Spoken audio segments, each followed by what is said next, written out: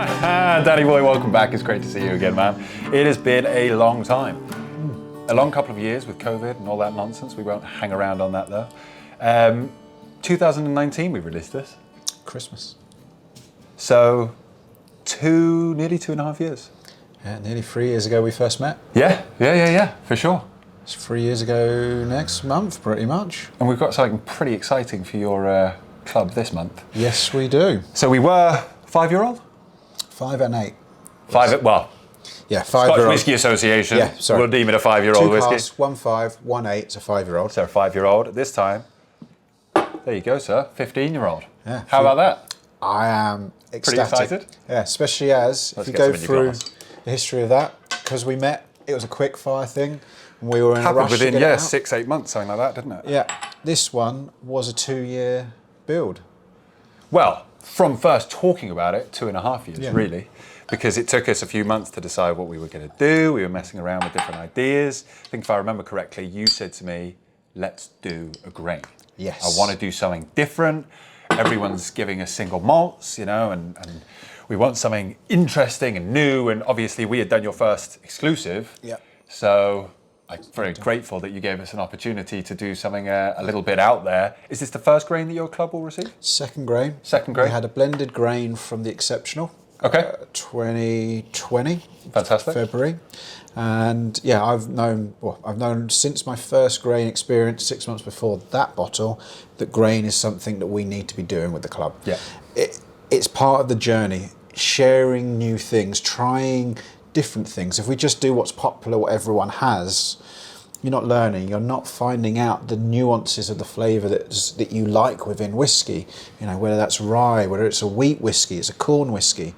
And here it's a grain, single grain whiskey, Scotch, coming from wheat.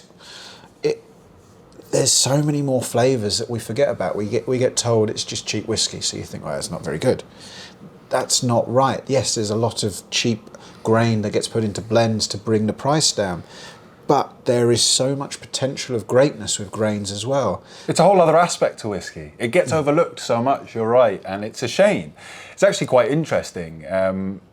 Ireland in sort of 1800s was whiskey centre of the world. Yes. In fact, Scotch whiskey would be sent over to Dublin on a boat to have a teaspoon of Irish or Dublin whiskey put into it, sent back the same day, so that it could then be labelled as Dublin whiskey or Irish whiskey. Yeah. And the price increase of the whiskey being labelled as Dublin whiskey allowed it to be sent back and forth, and they still made significantly more profits.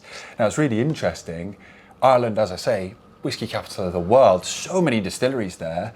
And I don't know if you've ever heard of the book Truths About Whiskey. No. Not a very well-known book. It was actually released however many hundreds of years ago as a pamphlet, and then they sort of increased it into a book. It was reprinted in the early 2000s. Not very many copies. But it's basically a book released by the heads of the Irish whiskey companies, Powers, Jamesons, etc., basically rejecting grain whiskey as whiskey. They said it was a thing in and of itself. Okay. And it's funny because if you look at the history of Irish whiskey booming, they rejected grain whiskey. Then you saw the whole thing just regress, and Scotch whiskey took over because the blenders, the Whisky Barons came in, started using grain whiskey to their advantage, creating more mild, palatable sort of tastes. And it's interesting because now you fast forward, we're 21st century, and people are all about the malt again, and even blended malt is a really growing category. But grain is again being overlooked, and I don't understand why. Because when you get something like this, Slanch of Air, it's all worthwhile. I completely agree. And I tell you what, mate, I know we tried this off camera, and the nose surprised me a little bit. As it opens up and oxidizes, it really is interesting. Leaving it, one thing I'd say in your experience of this bottle, put it in dram, leave it 5 minutes, leave it 10 minutes, let it breathe a little bit. You'll find that the flavours evolve, the nose evolves. Yeah, I mean, so it was interesting because obviously it came out of the cask at sort of 58, 59%. And I know we both really enjoyed it at that. It was a beast. It was quite tart though. It was very unique. I've never had a sour whiskey before. I've Right. had a whiskey sour, but Okay. I've never had a sour whiskey. It was a lot. And it was really, really nice, but it was probably a step too far on our journey. It's something I'd like to come back to in the future. Okay. To see if we can create that tartness again. But as with everything, it's step by step. There's so much here already. It's such a beautiful whiskey. It's nice and rounded. And as you say, giving a little bit of time to air, it brings the nose in with the palate. The palate is there. The nose, to start off with, is a sharpness to it, but you give it some air. Well, it's not even a sharpness. To me, it's kind of that acetone nail polish remover, which I appreciate probably sounds horrible to people who don't really know their whiskey at home and they're thinking, why would I want nail polish remover in my dram? But it's like you say, it's kind of a little bit of harshness. It's actually quite a pleasant note here, particularly as you say, as it oxidizes, opens up, it becomes that little bit less harsh. And yeah, now the raspberries that I'm getting on the palate are through here on the nose. Yeah, that's one of those are the things that have been able to come through. That slightly lower ABV. That's why we brought it, so you can have more of the berry sweetness and probably more of a rounded whiskey. And if you take it on its journey from where we started, I was just thinking, where are we? So guys, as you can see, this is where we started. I know there's not a huge amount in the bottle, but you can see it is a very, very light spirit. Girvan, 13, nearly 14 years old, I think it was, in refill bourbon barrels. I mean, it was probably third, fourth fill barrels. Yeah. This is the thing with grain whiskey, they're not going to be putting it in fresh barrels because it would overwrite that flavor profile with most grains. As we say, you know, they're looking for longer maturation. And so having that sort of, you know, older wood that's not going to impart so much flavor, but allow the time for the whiskey to actually develop in its own way is really what they were after. So from there, I know that, you know, we tried it and you were kind of thinking, yeah, there's something here, but we want that bit more. Yeah, it was nearly. It was like, yes, it needs a touch longer in wood. Yeah. We're talking like a year or two and it's finished. There's so much of everything you want in a grain whiskey. And just going back to what we said before, the finish we put on actually at the higher ABV overrid some of those original grain flavours. And by bringing it down, you get some more of them back. Yeah, we're back into the grain, which is the whole reason we did this. And that's why I want to come back to that sour in the future. But the purpose of this bottle was to explore that grain. Showcase the grain, yeah, for sure. And I think we've done that. And I have to say, like, obviously when we decided we wanted to re-rack it, trying to figure out what to re-rack it into was difficult. And I think we made the right decision with port. I think it's a really interesting release. I do, yeah. No one else has done it before, from what I've seen. Right. But it was the idea of the flavours from where we started and the flavours you'd be imparting from the wood. It just made sense that the two would come together. Yeah. Yes, it came together better than I imagined with that tartness. But this is it. This is everything. It's overlaying the second flavour. And that's a really interesting sample. You can see how far it's come. So this has been finished for about a year and a half in port. Yeah. Obviously watered down by about 6%. But you can see from where it was originally to them being in port for 2 or 3 months, I think, how far the colour has come. And I mean, obviously they can't taste it at home, but the flavour profile is drastically different, isn't it? My most interesting thing here was you can see the flavour, the colour's starting to change. It's starting to get a bit of a pink to it and a darkness to it, but the flavour didn't change at that point. If anything, it kind of went a bit funny. Yeah. It was like, oh, have we made the right choice? Nah, I knew we had made the right choice. With that sort of thing, you have to let it, give it a minute to breathe. And I have to say, you know, it's turned out really wonderfully. I now, like you say, you get those really wonderful grain notes. It's definitely a grain whiskey. There's no arguing that. There's no mistaking it. But you get these wonderful, you get the creaminess that you would expect from a well-aged grain. But for me, and I've still got a little, it's been a minute since I've had a sip, but I get that raspberry, but it's kind of like a petit falou, yogurty sort of, at the very end, not throughout. Do you know what I mean? I get the raspberry, I get the berry. Mm-hmm. Oh, that was nice.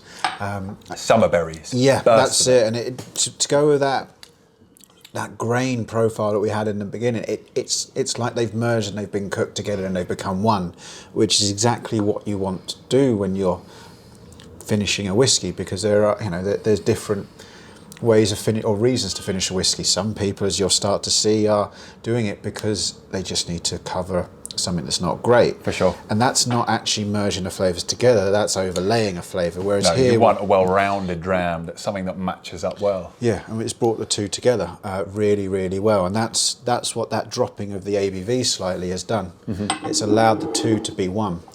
And one thing I would recommend, as always with drams you do, as well as just leaving it out for a little bit, try it with a few drops of water. See what you think? Yeah, see how the flavour changes. We found in our last club bottle, it was a completely different experience. Some people didn't like it before the touch of water. Added that little bit of water, and it made it a really enjoyable dram. This isn't the sort of thing I would even think about adding it. You're so right. Having been in whiskey now for a minute, you forget the sort of the basic things. I don't always think about telling people try it with a drop of water, especially because I've already watered this down. I wouldn't even have thought about that. But let's see what we're looking at here. It's just some people, they enjoy it differently. Well, absolutely. And you know what? Make a cocktail. If you don't like whiskey neat, make a cocktail out of it. I bet you anything, it'd be delicious. An old-fashioned. That would go so well. Yeah, you think so? Yeah. Oh, yeah. Cherry. You're going to have to put the cherry in the old-fashioned in this one, so it goes with the berry notes. You know what? I quite like that. Watered down even a bit more. If you wanted to, you could have watered it down just for profit reasons, not even just because of the... No, I'm only messing with you. I think we've got the right strength. But it's interesting that you can water it down more and it doesn't become a dead dram. No. For example, with our first, our Founders Collection Glenrothes, yes, I watered that down to 57. And it was like, I could have done maybe 55. But once you start watering that down more, it became really dead. Like not at all what you would expect from a 1-4. And so I had to bottle it at that much, because there's no other way to sort of showcase it. I mean, it was great at 63, but not everyone wants a 63% whiskey, so I know. It's a little bit tricky. That's the other thing we have to be aware of. We can't keep them shipping out 57.4%. Well, I mean, this one, I think it suited it really well. Yeah. And not that this one didn't work at 58, 59%, but I think we've definitely hit the nail on the head with that. It's what was the aim. Exactly. No, It's what we set out to do. You're happy then? Oh yeah. Oh hell yeah, you know that. Mission accomplished, man. when we tried this just before we bottled it, I was happy as Larry. We were sat on the south bank of the Thames, outside, freezing our tits off. Yeah. But warming up over a dram, wasn't it? Yeah. And the dram's like straight away. Yeah, that's it. We've waited this time, and it's Jake's fault that we've waited this time, and I mean that in a good way. But we were supposed to be last year. Yeah, because of the way the club was growing, like, we might need to bring this forward ahead of plans. And Jake was like, no, it's not ready yet. It's not ready. You've got to give it its full time. And luckily, we could just fit everything in. What we've done is new members are getting a different bottle as existing members, so we knew that there was a definite cap on numbers. Fantastic. And we could hit it. Yeah. And I'm glad we can. In 2 months' time, we wouldn't be able to do this at all. Well, this is always the problem with you, Dan. You're growing, and it's great for you. But as somebody like me, I'm not a Diageo or a Pernod where I can just go, here you go, have a few thousand bottles, and it's no stress. There's a lot of time and effort that goes into this. Planning 2 years ahead. It's an utter nightmare. And then when you throw COVID into it, how do you forecast when people are doing different things? All over the shop, wasn't it? But I'm delighted. I'm delighted that you're happy. I'm so excited for your members to receive this. Obviously, by the time this goes live, you'll already have received it. Yeah. We've been wanting to tell everyone for months, but Dan's kept us, a vow of secrecy, as with all of his releases. It's been very difficult.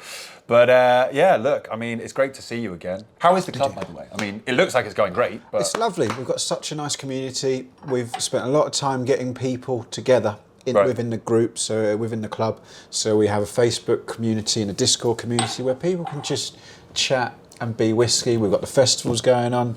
It's just fun being around nice whiskey people. That's what the club is. Okay. And how about you? What's coming up for you? Oh, we've been busy, mate. So, I don't know if you saw, we've, we're April going on May now. Yeah. We were supposed to release our Christmas 21 releases in September, because that's kind of when you release your Christmas releases, Christmas, and then you get a good sort of 3-month run up to Christmas.